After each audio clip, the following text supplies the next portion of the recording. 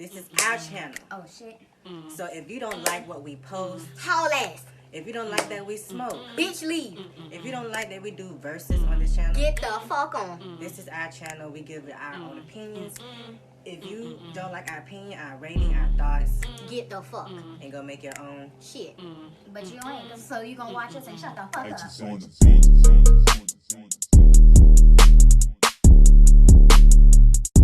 Oh, hey, I got it, got it, but got it, just don't get it when it's nothing at all. And get the got it, nothing is forever. Now with me, we'll make this, ooh. Y'all, that's one of my favorite songs. Yeah, and then it's like when I was younger, I didn't think about nothing like this. Yeah, like me either. my mind wasn't there yet. I wasn't grown.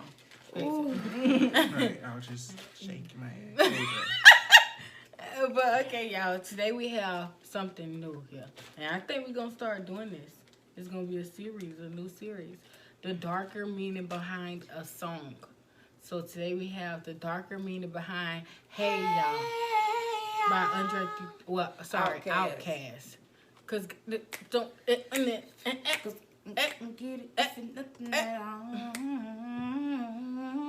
One, two, three.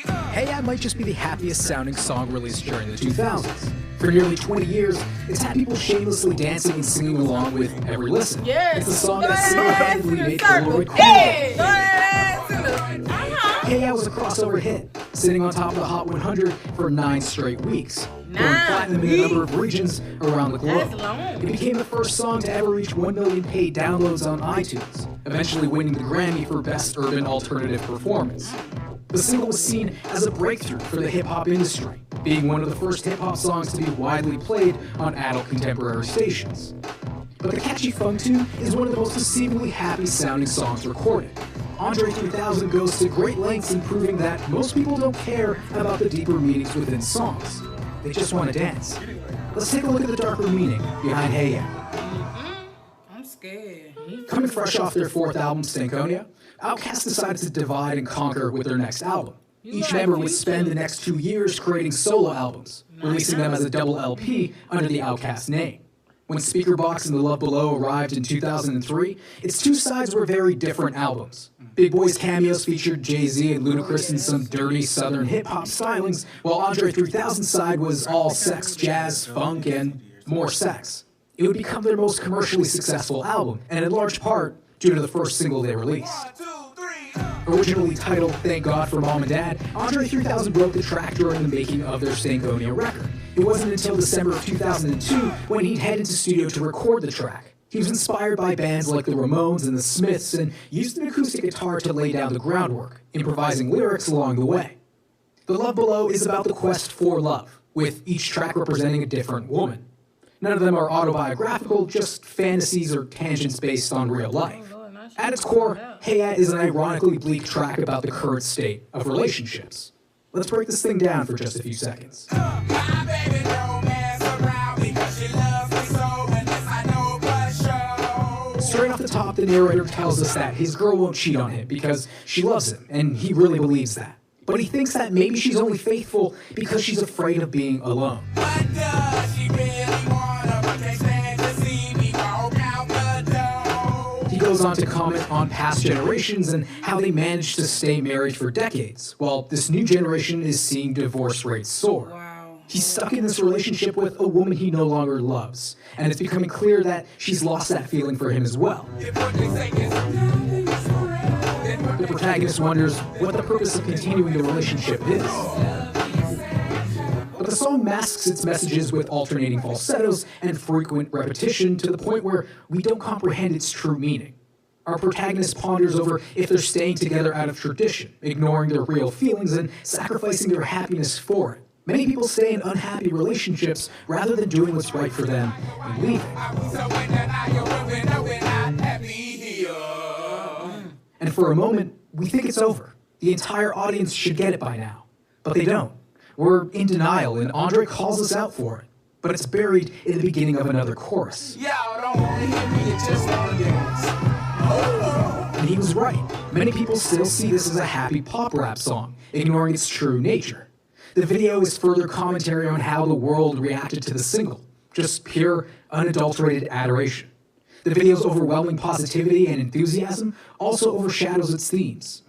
But the song does something interesting musically as well. It uses what's called a deceptive or interrupted cadence. See, each phrase of the song is split into 6 measures, and it has a chord progression of 1, 4, 5, 6.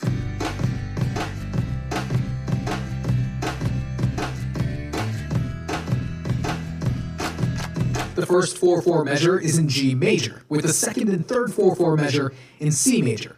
Andre then uses a deceptive cadence with a 2/4 measure of a D major chord before quickly jumping into 2 4/4 measures of an E major chord. What? Traditionally, Nah, the bitch. 5/8 D- Say nah, bitch. You roasting me. Whatever that means.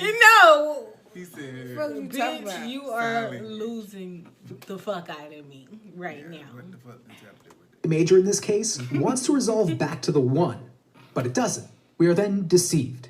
It invokes the song with a hanging or suspended feeling, and its use here perfectly encapsulates the lyrics' themes of hanging on to relationships. The narrator moves on and then tells us what they do want. Want to meet your daddy.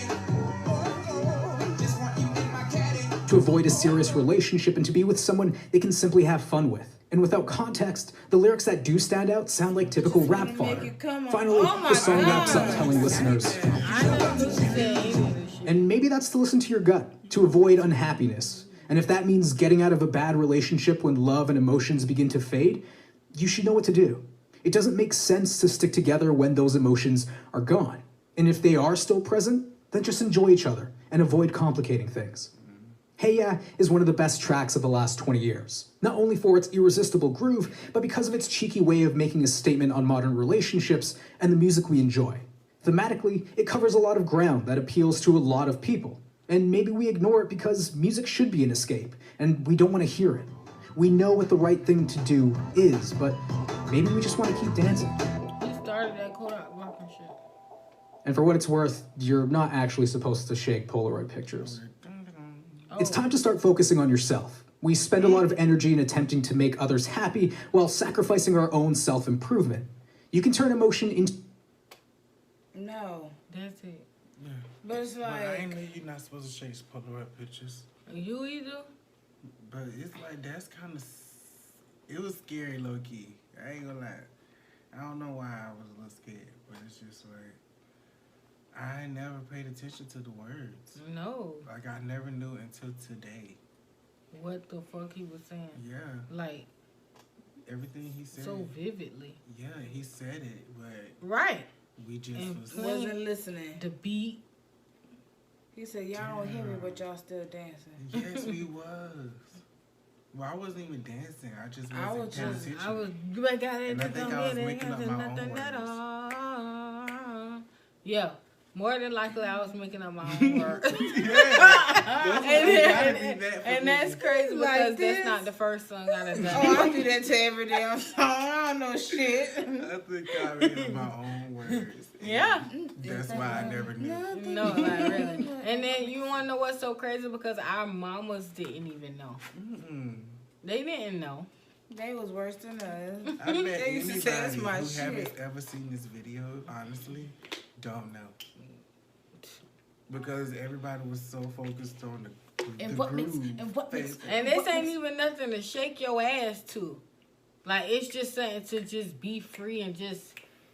Damn. He was Kodak bopping. Oh, dear. But, y'all, that's the end of That's it. that. That's it. We all in denial. That's episode 1. Yeah, basically, that told me that you Y'all just need need to to pay listen. attention to the lyrics. Yeah. Yeah. Because if it's up, then it's up. Yeah, pay attention to the lyrics. Please. But go on. Okay. Yeah, I don't know. All I gotta say, big bad button.